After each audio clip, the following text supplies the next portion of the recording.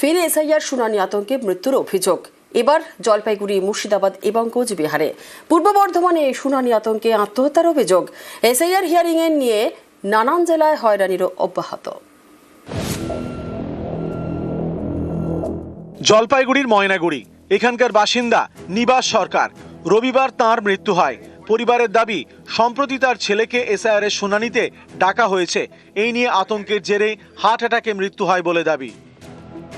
এই এসআইআর এর আতঙ্কে আর কি ভুগতেছিল আর কি, ডকুমেন্টস নেই জন্য। সকালে এমনি মাথা ঘুরে পড়ে গিয়েছিল। বাবা এইগুলো নিয়েই মাথার মধ্যে প্রেশারটা বেশি নিত আর কি।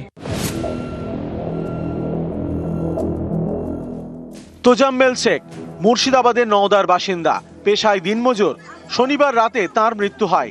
পরিবারের দাবি, 28শে জানুয়ারি তোজাম্মেলকে এসআইআর এর শুনানিতে ডাকা হয়। এই নিয়ে তিনি আতঙ্কে ছিলেন। শনিবার বাজারে মাথা ঘুরে পড়ে যান বলে দাবি। হাসপাতালে নিয়ে যাওয়া হলেও শেষ রক্ষা হয়নি।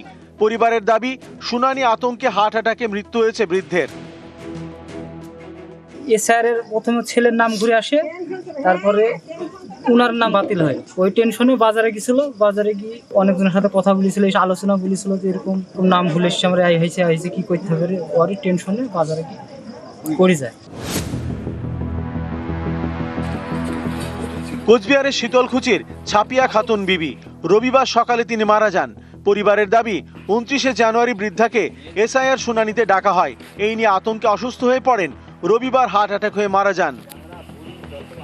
অনেকদিন ধরে আতঙ্কে ছিল যে আমার কোনো আসবে নাকি। দুদিন আগে ওনার এসে গেল এসআইআর এর ফর্মে দেখতেছি যে ওর নাকি নামের ডিসমিস এসছে।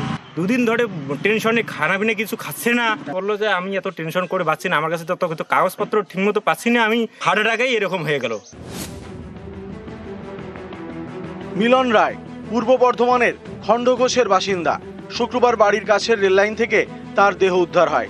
পরিবারের দাবি, গত বুধবার তাকে হিয়ারিং এ ডাকা হয়েছিল। এই আতঙ্কে আগেও কীটনাশক খেয়ে আত্মহত্যার চেষ্টা করেন। সেবার বেঁচে যান, কিন্তু আতঙ্কে ছিলেন। পরিবারের দাবি, শুক্রবার রাতে বাড়ির কাছে রেল লাইনে আত্মহত্যা করেন মিলন।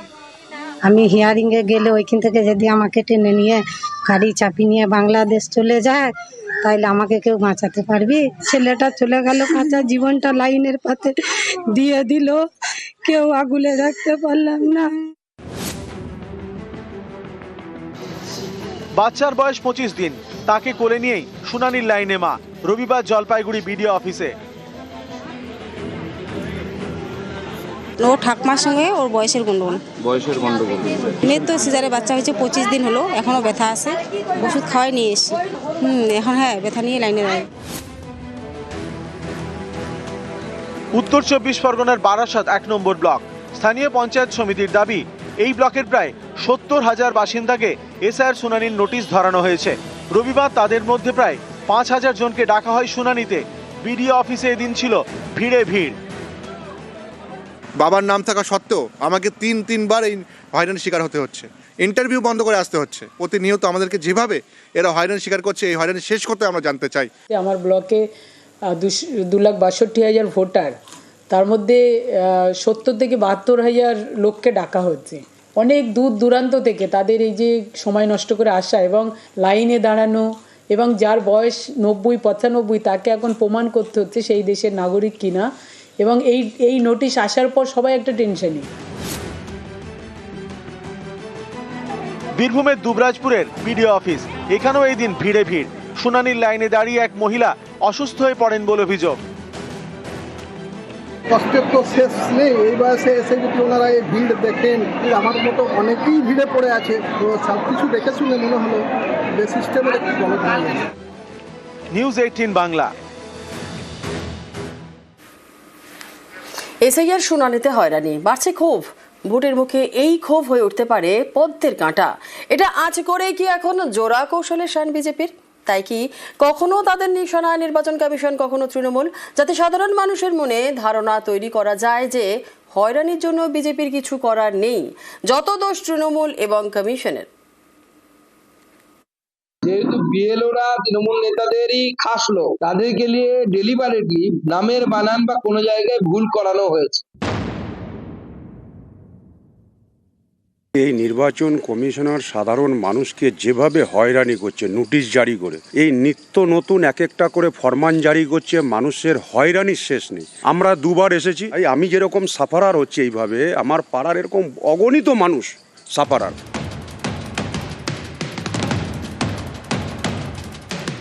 এসআইআর শুনানিতে হয়রানি, এ নিয়ে ক্ষোভের পাহাড়। বিধানসভা ভোটের মুখে এই ক্ষোভ পদ্মে বড় কাটা হয়ে উঠতে পারে। এটা আঁচ করেই কি এখন জোড়া কৌশলে শান বিজেপির? তাই কি কখনো তারা নিশানা করছে নির্বাচন কমিশনকে, কখনো আবার শাসক শিবিরকে, যাতে সাধারণ মানুষের মনে ধারণা তৈরি করা যায় যে হয়রানির জন্য বিজেপি দায়ী নয়, যত দোষ কমিশন এবং তৃণমূলের।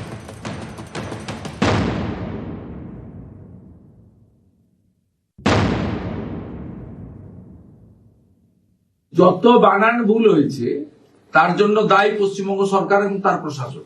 ইলেকশন কমিশনের কোন প্রতিনিধি নেই। বুথে যে লোকটা গেছে সে কে? বিএলওর তালিকা তৈরি করেছে কে? বিডিওরা, ডিএমরা। তারা কার অধীনে? তারা নবান্নর অধীনে। সাধারণ মানুষের যেটুকু ভোগান্তি হচ্ছে এর জন্য দায়ী পশ্চিমবঙ্গ সরকার, তৃণমূল কংগ্রেসের প্রশাসন এবং মুখ্যমন্ত্রীর বাধা দান। যখন এসআইআর ঘোষিত হলো, কত বড় বড় কথা। এরা মানুষের সঙ্গে নেই, এদের সংগঠন নেই। ভালো করে ভেবে দেখুন, বিএলএ 2 বিজেপি এলাকায় কোনো লোক নেই বলে নির্বাচন কমিশনকে দিয়ে নতুন নোটিশ করিয়ে নিয়ম পাল্টে বাইরের ছেলেদের বুথে অ্যালাউ করা হলো।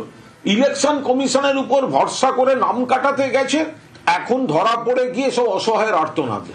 কখনো তৃণমূলকে নিশানা, কখনো নির্বাচন কমিশনকে আক্রমণ।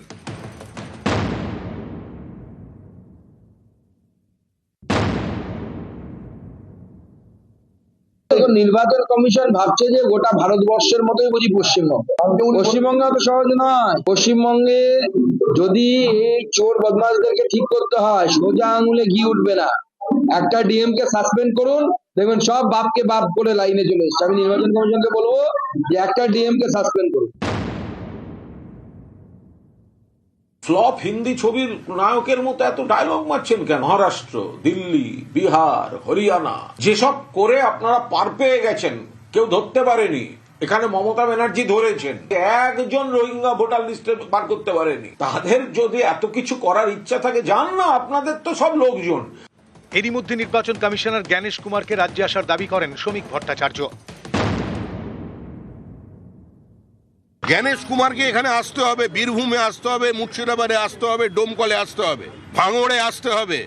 পশ্চিমবঙ্গে এসআইআর এর নামে যে প্রহসন চলেছে, এসআইআর কে সম্পূর্ণ করতে হবে। আমাদের ফর্ম 7 জমা নিতে হবে, তারপর হিয়ারিং করে মাইক্রো লেভেলে ওরা যেভাবে এনকোয়ারি করতে চান করে ভোটার লিস্ট পাবলিশ করুন। নিউজ 18 বাংলা। মৃত ভোটারের ভোটে তৃণমূল ক্ষমতায় বলে তোপ বিপ্লবের। মৃত ভোটারদের হয়ে তাই তৃণমূল কথা বলছে বলে কটাক্ষ এসআইআর এ তৃণমূলকে তোপ ত্রিপুরার প্রাক্তন মুখ্যমন্ত্রী বিপ্লব দেবের। আর বিপ্লব দেবকে কটাক্ষ কুণাল ঘোষের। বিজেপি বিপ্লব দেবকে ফুল টার্ম মুখ্যমন্ত্রী করেনি, পাশের রাজ্যে এসে জ্ঞান দিচ্ছেন বলে কটাক্ষ। যারা প্রেতাত্মার ভোটে 2021 এসছেন, তো তারা তো প্রেতাত্মার মতোই কথা বলবে। যখন আবর্জনা জমবে, পরিষ্কার করতে ড্রেন তো তৈরি করতে হবে, হাত পা একটু কাটবে। জীবিত 18 বছরের ছেলে সে ভোট দিতে পারবে না, ফার্স্ট টাইমের ভোটার, কিন্তু প্রেতাত্মা ভোট করবে। আর প্রেতাত্মার ভোটেই তো এই সরকারটা হয়েছে, তার জন্য প্রেতাত্মার মতো ব্যবহার এরা করে। বিপ্লব দেব ত্রিপুরার বিশিষ্ট নেতা, তিনি এমন একজন মুখ্যমন্ত্রী, তার পার্টি তাকে পুরো টার্ম মুখ্যমন্ত্রী রাখার যোগ্য বলেই মনে করেনি। তাকে সরিয়ে দিয়ে ডক্টর মানিক সাহাকে মুখ্যমন্ত্রী করেছে, তিনি এসে পাশের রাজ্যে জ্ঞান দিচ্ছেন। কোনো কথা হলো? একবার ফুল টার্ম কমপ্লিট করতে পারেননি। আর যত ভুল ধারণার উপর থাকবে বিজেপি, তত বেশি করে চোরাবালিতে ডুববে।